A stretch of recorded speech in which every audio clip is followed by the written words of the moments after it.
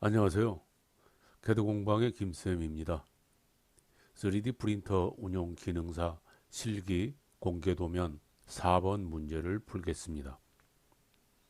먼저 인벤터를 사용해서 모델링하고 조립품을 완성시킨 다음에 세 가지 파일을 저장하는 단계까지 설명해 드리고요. 슬라이싱하는 방법과 G코드 변환 파일을 생성해서 저장하는 방법은 모든 문제에 공통되기 때문에 별도로 강좌를 링크해 드리도록 하겠습니다. 그럼 문제 도면을 살펴보면 1번 부품은 이렇게, 그리고 2번 부품은 이렇게 되어 있습니다. 그래서 두 개의 부품을 모델링을 하고 조립된 형상은 이런 모양이 됩니다. 상호 조립되어 있는 이 부분을 기준으로 해서 축 방향을 선정해 주면은 이쪽에서 X축이 되겠고요. 이러한 방향으로 Y축이 되겠습니다. 다음에는 1번 부품에 A라고 표시되어 있는 치수가 있습니다. 이 부분은 2번 부품에 파이 8이라고 되어 있는 이 부분에 조립되는 부분입니다. 따라서 파이 8보다 작아야 됩니다. 문제에 공차 제한을 1mm로 제한하고 있기 때문에 조금의 여유를 주고 0.8mm를 적용해서 이 A 부분은 파이 7.2mm로 적용을 시키겠습니다. 다음에는 이쪽에 B라는 부분의 치수가 있는데요. 이 B라고 되어 있는 부분은 2번 부품에 6이라고 되어 있는 이 홈에 조립이 되는 부분입니다. 역시 이 6보다 작아야 되겠죠. 그래서 0.8mm를 적용시켜서 5.2라는 치수를 적용하겠습니다. 2번 부품의 이 정면 뷰를 보면은 이 기준 축을 중심으로 했을 때 좌측은 8mm가 떨어져 있고요. 우측으로는 이 끝까지 17mm가 떨어져 있겠죠. 이 부분도 미리 산출을 해서 참고로 하도록 하겠습니다. 자, 이렇게 해서 산출된 재원을 바탕으로 해서 모델링을 하겠습니다. 인벤터를 열고 초기 화면에서 프로젝트는 디폴트로, 그리고 측정 단위는 밀리미터로, 도면 표준은 ISO로 설정해 줍니다. 다음에는 새로 만들기를 이용해서 부품 템플릿을 열어오고요. 부품 템플릿이 열리면은 풀다운 메뉴의 파일을 이용해서 다른 이름으로 저장을 시킵니다. 저는 바탕화면에 4번 폴더를 만들어 놓았습니다. 그리고 여기에 부품 1이라는 이름으로 저장을 시킬 겁니다. 여러분은 시험장에서 감독관 선생님들께서 어떤 폴더를 만들고 어떻게 저장을 하라 하고 지시를 하실 겁니다. 그대로 따라서 해주시면 되고요. 참고로 여기에 있는 1번 부품과 2번 부품은 제출하지 않습니다. 그래서 이 파일의 이름은 여러분이 자유롭게 결정해 주셔도 됩니다. 처음에 검토했던 대로 XY 평면에 스케치를 합니다. 여기에서 참고로 모델링하는 방법에 대해서 설명을 해드리면은, 모델링하는 방법은 여러 가지 다양한 방법들이 있고요. 그 중에 어떤 것이 정답이다라고 말할 수는 없습니다. 그러나 중요한 것은 설계 의도가 반영되어야 하고 설계 변경 과정이 고려되어야 합니다. 그리고 신속하고 정확하게, 그리고 어셈블리 하기에 편리하게 모델링하는 것이 좋은 방법이라고 하겠습니다. 자, 그러면 1번 부품을 모델링 하겠습니다. 1번 부품의 정면을 보게 되면 이러한 형상을 하고 있습니다. 가운데 A 부분이 파이 7.2로 되어 있기 때문에 원점에다가 7.2파이 원을 제도를 해줍니다.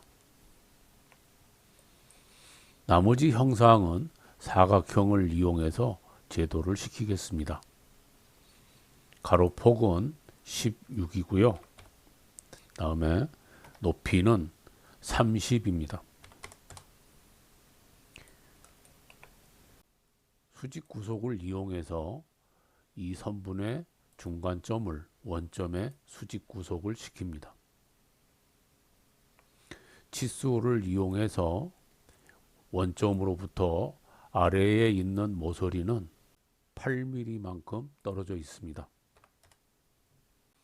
다음에 중간 부분에 이러한 선으로 형상을 구분시키고 있기 때문에 선을 이용해서 가운데 부분에 이러한 형상을 제도를 하고요.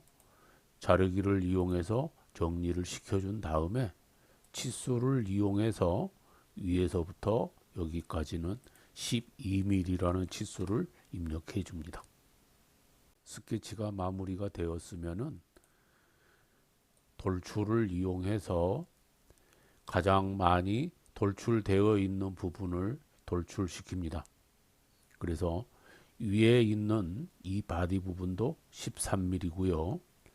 아래에 있는 이 축 부분도 13mm입니다. 그래서 축 부분과 바디 부분을 영역 설정을 해주시고 대칭을 이용해서 13mm만큼 돌출을 시킵니다.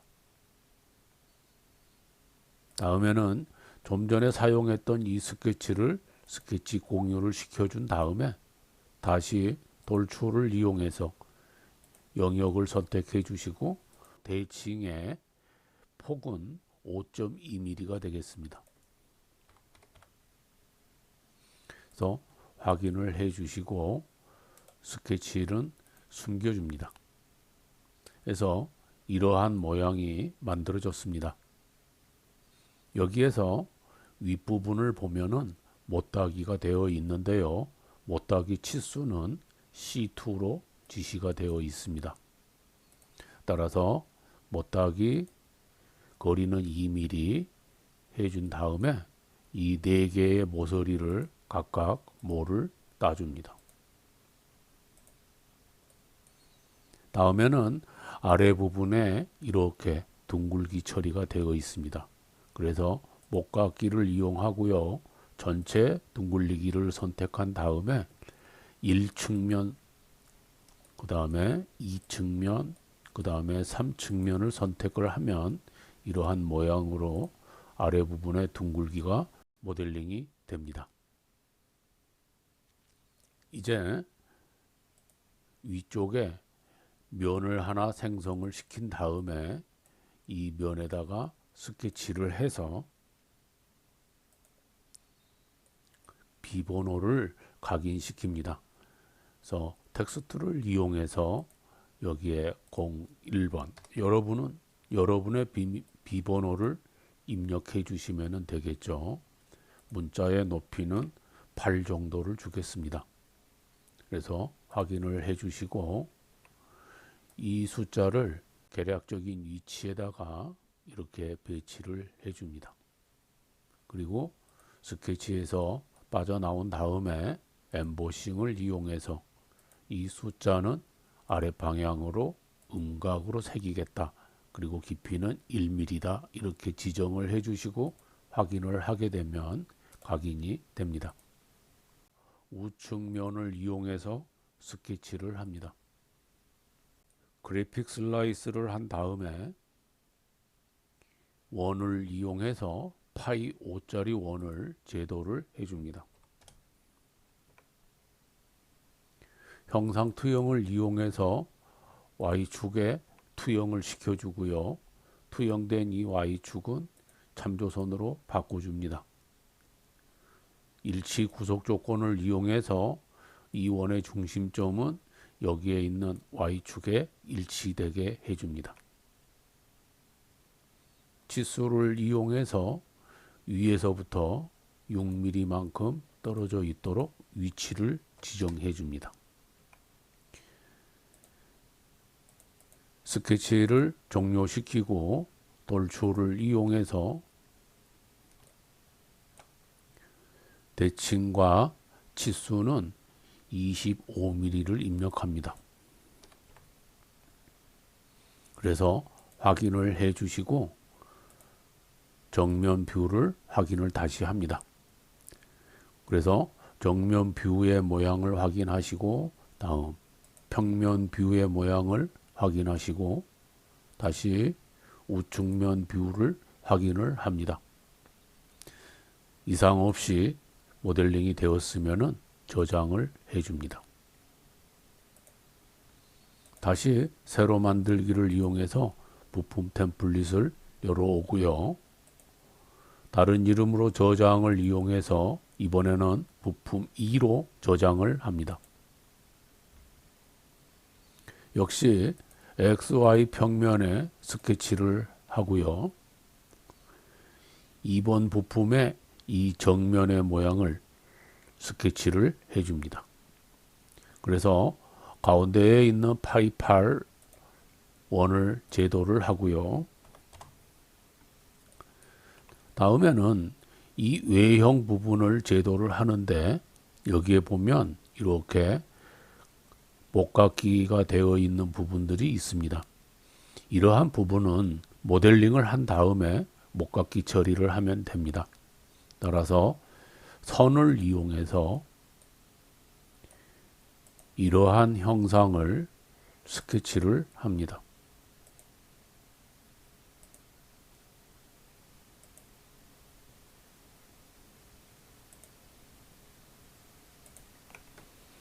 자, 이렇게 스케치가 되면은 자르기를 이용해서 이러한 선은 정리를 해주고요. 역시 형상 투영을 이용해서 Y축을 투영시키고 이 Y축은 참조선으로 바꿔줍니다. 아래에 보면은 사각형이 있습니다. 그래서 역시 여기에다가도 사각형 하나를 제도를 합니다. 다음 우측에 원이 있습니다. 그래서 여기에다가 파이 4짜리 원을 제도합니다. 다음에는 대칭이라는 구속 조건을 이용해서 좌측에 있는 선과 우측에 있는 선은 여기 Y축을 기준으로 대칭이다. 밑에 있는 사각형도 두 개의 선분을 대칭시켜 줍니다. 다음에는 치수를 이용해서 이 두 개의 선분의 폭은 16mm가 되고요. 여기에 있는 이 두 선은 8mm가 됩니다. 전체의 높이는 48mm고요. 위에 있는 이 선은 원점에서부터 8mm가 떨어져 있고요. 여기에 있는 사각형의 높이는 12mm고요. 이 사각형은 바닥 모서리에서부터 4mm가 떨어져 있습니다. 이 원은 이쪽 모서리에서 20mm만큼 떨어져 있고요. 이 원의 중심점은 바닥에서 5mm만큼 떨어져 있습니다. 다음 이쪽 모서리에서 여기 끝까지의 길이는 25mm입니다. 다음에 높이는 반지름이 5로 되어 있습니다. 따라서 이 중심점에서 여기 끝까지의 높이는 5mm입니다. 자, 이렇게 해주면은 이 형상에 대한 스케치가 완성이 됐습니다. 스케치를 종료시키고 돌출을 이용해서 이 부분을 돌출을 시킵니다. 우측면을 보게 되면은 전체 폭이 13mm입니다. 그리고 가운데에 6.5만큼 된 부분에 중심 부분이 있습니다. 따라서 대칭을 주시고 13mm를 줍니다. 그래서 확인을 해줍니다. 이제 목깎이를 이용해서 전체 둥글리기를 선택하시고 1세트와 중심면 세트 그리고 바닥 3세트를 선택해주면 이쪽에 둥글기가 완성이 됩니다. 다음 이쪽과 여기를 중간 그리고 이쪽을 선택을 해주면 요 윗부분도 이렇게 둥글기가 됩니다. 다음에는 모서리 목깎이를 선택을 해주시고 추가하려면 클릭을 선택한 다음에 8mm를 지정해 주시고 여기에 있는 이 모서리를 지정을 하시게 되면 이쪽에 8mm의 목깎이가 모델링이 되고요. 추가하려면 클릭해서 아래에 가운데에 들어가 있는 목깎이가 반지름 3mm이기 때문에 3mm를 지정해서 여기에 있는 4개의 모서리를 3mm씩 모를 깎아줍니다. 자, 이렇게 모델링을 하게 되면 2번 부품의 정면 뷰에 해당되는 이러한 모양이 만들어졌습니다. 제일 위에 있는 소리드 본체라고 되어 있는 부분에 소리드를 선택을 하고 마우스 우클릭을 한 다음에 가시성을 해제시킵니다. 그러면 이 만들어져 있는 부품이 숨겨집니다. 이제 YZ 평면 우측면에다가 스케치를 합니다. 우측면의 모양은 이러한 모양을 하고 있습니다. 그래서 사각형을 이용해서 이렇게 사각형을 제도를 하는데요. 치수는 가로폭은 13이고 높이는 48입니다. 그래서 이러한 사각형을 하나 스케치를 한 다음에 다시 사각형을 이용해서 가운데에 이런 부분 그리고 좌측 하단부의 이 부분을 이렇게 스케치를 해줍니다. 형상 투영을 이용해서 Y축을 투영시키고 투영된 이 Y축은 참조선으로 바꿔줍니다. 다음에 동일 선상을 이용해서 이 부분과 이 부분은 동일선으로 구속을 시켜주고요. 일치 구속 조건을 이용해서 좌측 하단에 있는 꼭지점을 서로 일치를 시켜줍니다.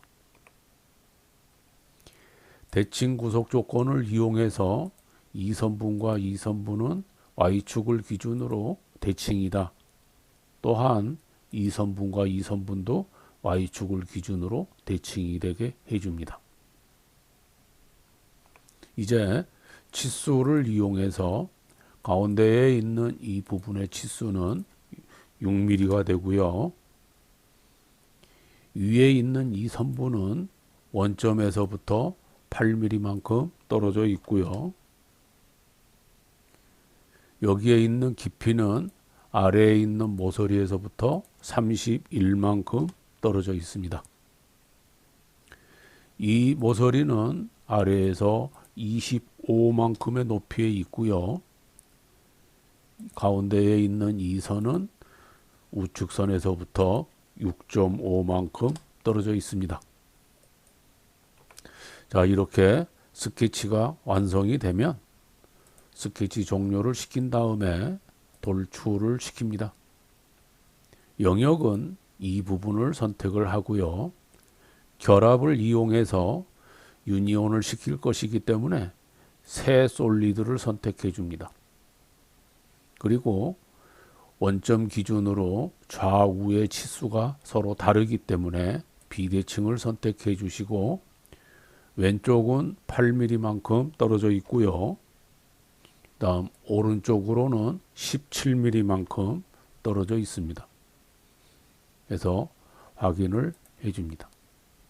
처음에 숨겨두었던 이 소리들을 가시성을 다시 줘서 표현이 되게 해주면은 이러한 모양이 됩니다. 그래서 먼저 만들었던 정면 뷰가 있고요. 다음에 나중에 만들었던 측면 뷰가 있습니다. 이 두 개의 모델링된 이 부품들을 결합을 이용해서 교집합을 활용합니다. 기준이 되는 부분은 솔리드 1번이고요. 도구 본체는 솔리드 2번을 선택해서 확인을 해 주시면은 이러한 모델링이 완성이 됩니다. 이 부분과 여기에 있는 2번 부품의 정면 뷰, 우측면 뷰를 다시 한번 비교해서 확인을 합니다. 정면 뷰에 이상이 있는지 없는지 다시 검토를 해 주시고 우측면 뷰를 비교를 해서 이상이 있는 부분이 있는지 확인을 합니다. 이상 없이 완성이 되었으면 저장을 하고요. 닫습니다. 이제 조립품 템플릿을 열어오고요.